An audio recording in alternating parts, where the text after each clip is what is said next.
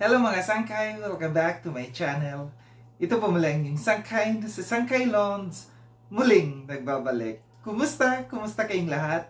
Sana nasa mais na kalagayan ng lahat. Papadito sa Pilipinas or sa mga nasa ibang bansa, dobling ingat tayo, no? So, mega love shoutout sa inyong lahat.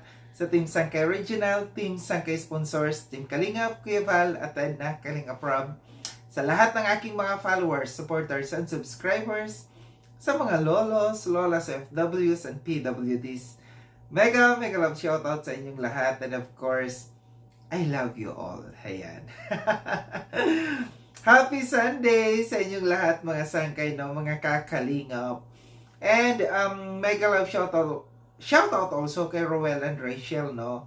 Sa Team Rochelle, sa Team Kalingap, Kalingap Partners, Team Kaliwat, ang grupo ko po.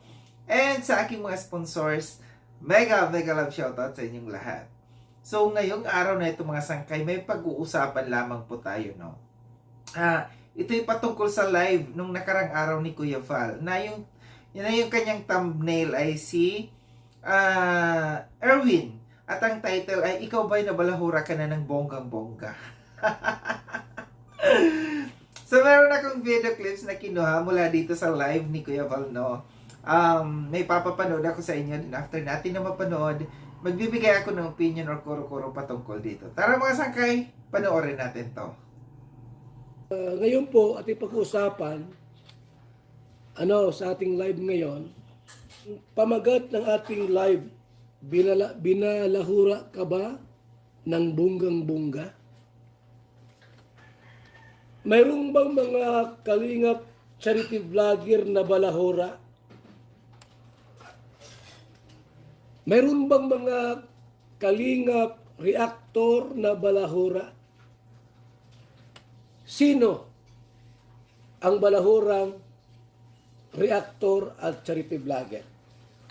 Sino po ang balahurang reactor na nasa kalingap nagre-reaction?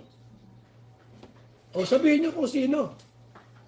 Si Ballpoint Man, balahura. Si Banat Bagsikbay, balahura. O at nagmumura. Kuya ba nagmumura? Balahura ba yung nagmumura? Nakalingap. Kung nagmumura man sila, ikaw hindi. Santo ka. Diba? Maraming nagmumura. Yung ibang pangulo ng Pilipinas, nagmumura yun. Di balahura yun. Yung teacher ninyong nagmumura, balahura din ba yun? Yung tatay ninyo, na nagpapalaki sa inyo, minumura kayo, balahura ba yun? Ang tawag. Tanong ko lang naman po mga kalingap. Uy, nagmumura ang tatay ko, balahura pala yun. Kasi ang pinaka-base ng mo, pag nagmumura, balahura. Pag nagmumura ba, balahura na. Ang dami nagmumura. Principal ninyo, minumura kayo. Yung boss ninyo, minumura kayo. Balahura na ba yun? Mga kalingap. Bakit ka minumura? Yun ang tanong doon. Ba't ka minumura? Baka mayroong kasalanan. So yung mga sangkay at tinapanood, no, yung video clips na aking kinuha, ito yung mula doon sa live ni Kuya Val. Dito sa live na ito ni Kuya Val, maraming nagdiwang. Unang-una yung mga nagdiwang dito, yung mga balahura. Mga reactors na balahura na sabi nila kinampihan sila ni Kuya Val. Yung iba naman, alam natin na may mga na-disappoint dito, no, sa live na ito ni Kuya Val. So, alam na this, kung sino yung mga balahura, bakit sila nagdiwang, na sinasabi nila na sila ay, kinampihan ni Kuya Val. Tingin ko walang kampi na nakita ko dito, no, na pagkampi dito. Kasi kung ikaw ay mayroon kang malalim na analyzation dito, no, pag-aanalisa sa mga sinabi dito ni Kuya Val, mapapaisip ka, mapapatanong ka, oops, kumampi nga ba siya dito sa mga taong balahura?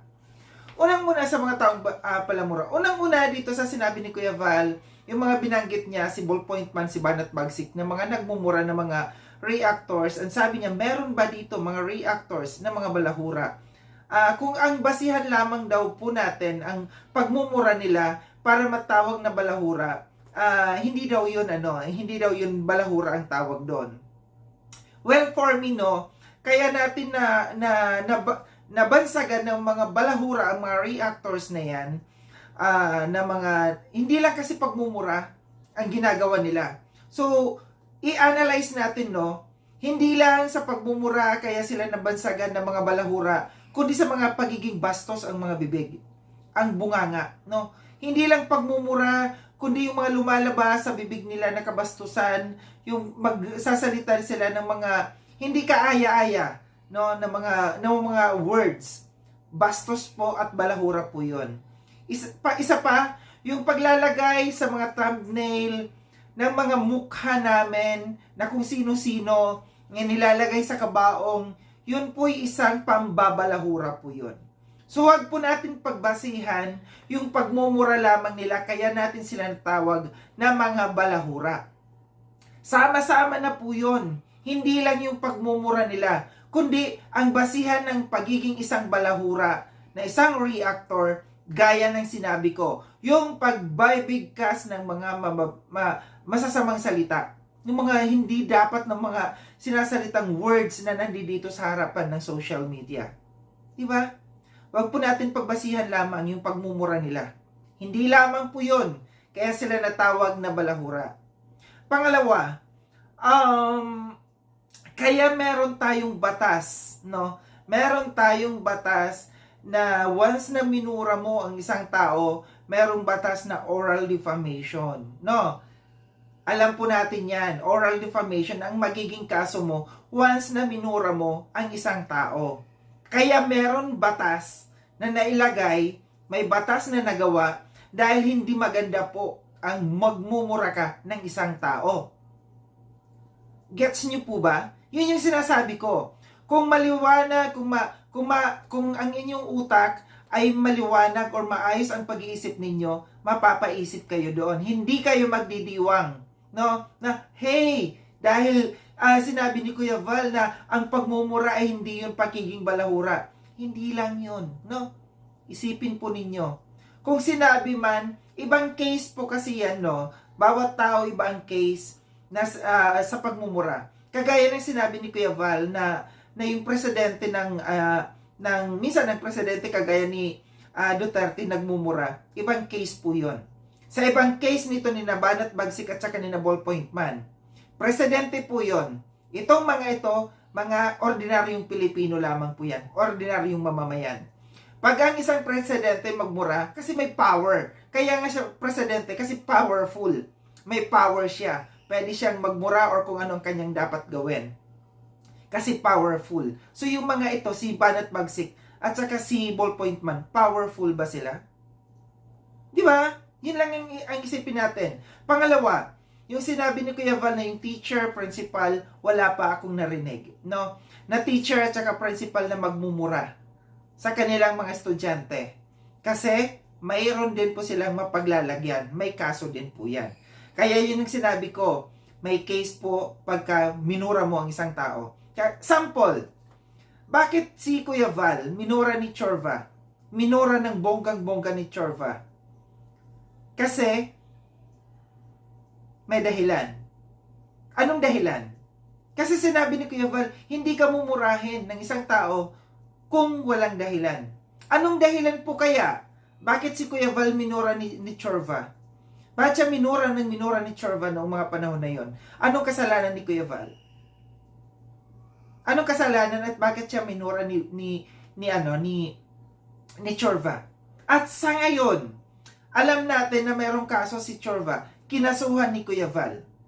So, ibig sabihin, hindi nagustuhan ni Kuya Val yung pagmumura ni Chorva sa kanya. Kaya niya kinasuhan. Di ba? Kaya kung i-analisa natin, hindi dapat ipagdiwang ng mga taong balahura, ng mga reactors na balahura. Meron dyan tuwang-tuwa, no? Gumawa ng reaction si Bopil. Tuwang-tuwa. Hey, sabi niya, hindi yan. Ang mga pagmumura, hindi balahura.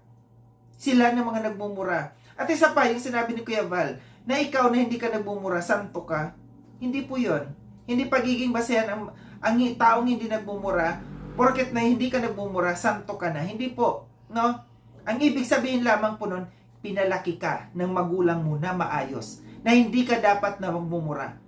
Tanda po natin, nung mga bata pa tayo, pag kayong magulang natin nakarinig na magmumura tayo, nung mga bata pa tayo, pinipitik ka agad ang bibig natin. Kasi mura po yun, masama po yun. At nung sinabi ni Kuya Val na yung tatay mo na minumura ka niya, balahuran na ba yun? Gaya ng sabi ko, ibang case po yun. No? Ang tatay natin may karapatan din na magmura sa atin kasi siya ang nagpalaki sa atin. Siya ang may karapatan siya. Pero yung kagaya ni Banat Bagsik at saka ni Ballpoint Man, namumurahin nila yung mga tao nandyan. Anong karapatan nila para murahin nila? Anong naiambag nila sa buhay ng tao na para murahin nila? At saka di ba nakakahiya? Nasa social media ka, mura ka ng mura. Anong impression sa iyo ng tao? Maganda ba ang impression ng isang tao na nagmumura ang isang tao sa social media? Anong sasabihin ng mga kamag-anak mo, ng mga anak mo, ng asawa mo, na nakikita kang nasa social media nagmumura? Maganda po bang impression yon? Kaya para sa akin, hindi dapat ipagdiwang, no?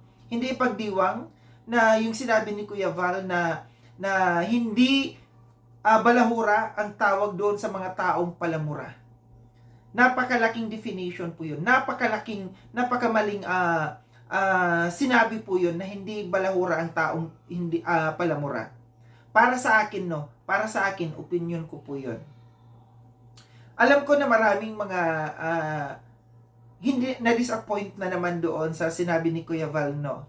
Sa live na yun ni Kuya Val. At sabi ko, maraming nagdiwang, maraming natuwa kasi mga balahura, lalong-lalo na yung mga tao, yung mga reactors ng mga balahura. Maraming salamat mga sangkayno sa panonood. Sa mga hindi pa nakapag-subscribe kay Sangkaylon, subscribe nyo na po ako. Click yung notification bell para updated kayo sa lahat ng mga videos na aking gagawin. Like and share tong video na ito mga sangkay. Kita-kits tayo ulit sa susunod na video na aking gagawin.